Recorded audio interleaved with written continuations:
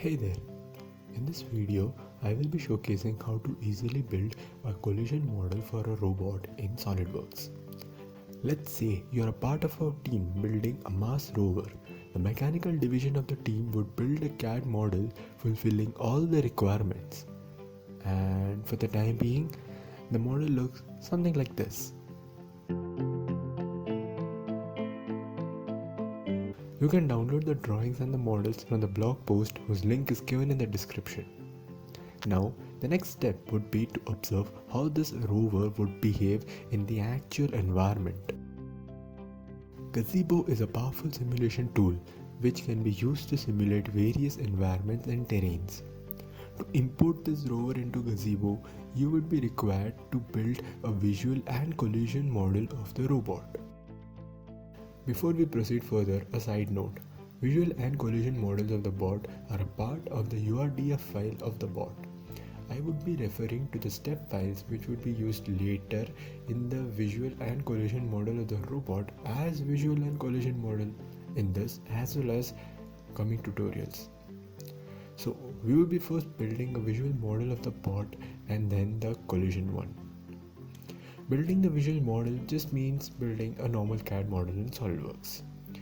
One important point to remember when assembling the parts of the visual model is that one should make sure that origin of the base link of the robot and the origin of the assembly coincide. The reason for this would be explained later. Just remember this one point and build the model of the bot. Before jumping into building a collision model for a given visual model, I would like to showcase a method to build parts from an assembly in SolidWorks. This technique would be used in quickly making a collision model for any CAD model. As you can see in this assembly, we need to connect the leg and the chassis. A modified spacer which can connect the top and bottom parts of the chassis along with a protrusion towards the leg is a possible solution. There could be many other better ways to fulfill this requirement, but in order to explain the method, I am going ahead with this solution. So first, I will set the distance between the leg and the chassis.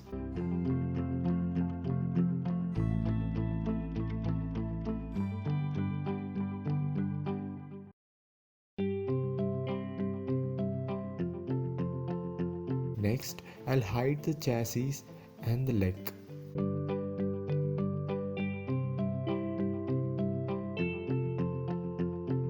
Go to the Assembly tab, select the drop down of the Insert Components, select the option New Part. Now select the part with which you want the origin of your new part to coincide.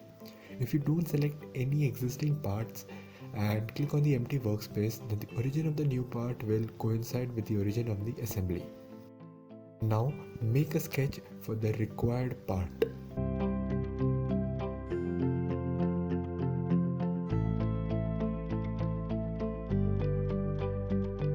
Select all the lines of the sketch and make them into a block. You might be wondering why to make a block out of lines of a sketch. The thing is, if you don't make a block, then moving around the part formed and deleting the existing part using whose origin the new part was built would not be possible.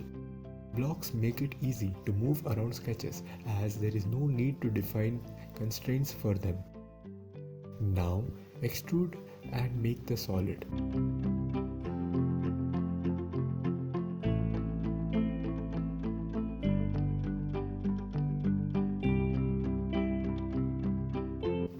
Make all the sketches required for the part, and before using the sketch for a feature, just convert it into a block.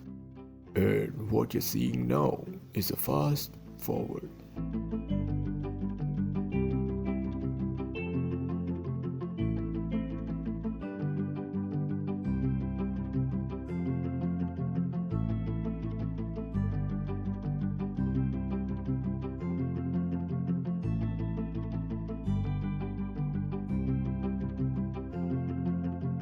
Delete the previous parts.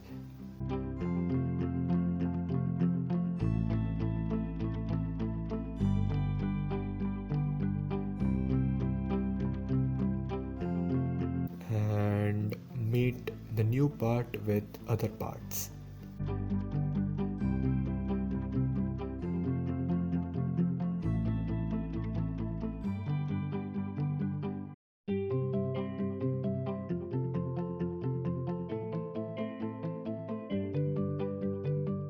Before going further, I would like to answer the questions.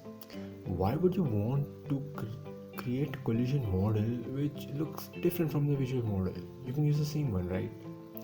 And what's the need to have separate visual and collision models? Let's take an example. Consider this visual model of the wheel. The threadings on the wheel provide grip and prevent slip. Now let's say that the visual and the collision model of the wheel are the same, which is this step file. What's going to happen? Because of the threading, there are a lot of surfaces which must be tracked by our simulator to spot a collision.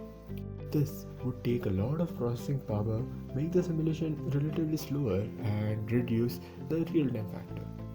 Now, if the collision model of the wheel is a cylinder, kind of a cylinder like this, the simulator would not take much processing power as the surface is simple.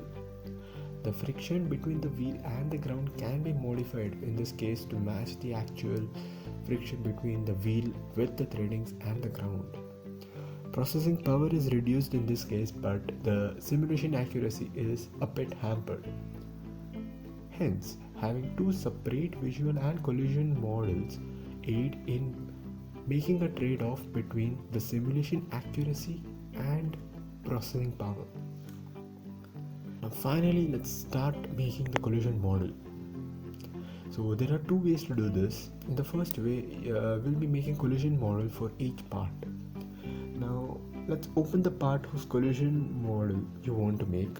In this case, I have opened my wheels model.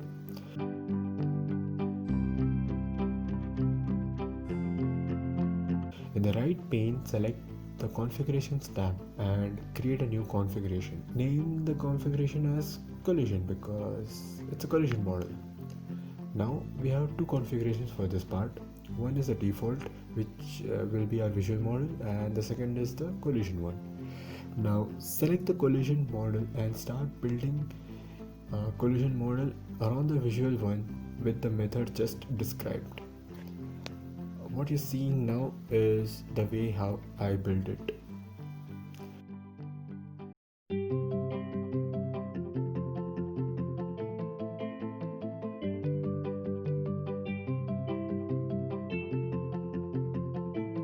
Now once you're sketching, blocking the sketches and building sketches with blocks into features, all those things are done, just change the configuration and view both of your visual and collision models. Now as you can see, using the configurations options in SolidWorks, we have visual and collisions model of a link in the same file. This helps in file management when you have multiple links in a robot. I have also made a collision model for the motor using the same procedure.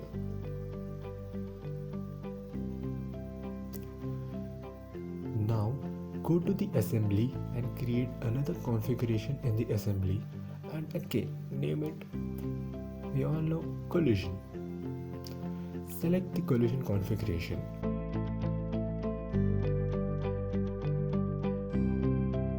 Now select all the motors and wheels.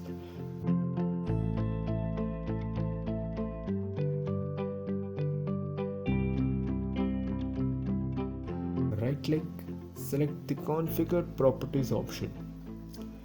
Now quickly change the configuration property of all the parts to collision under the collision model configuration.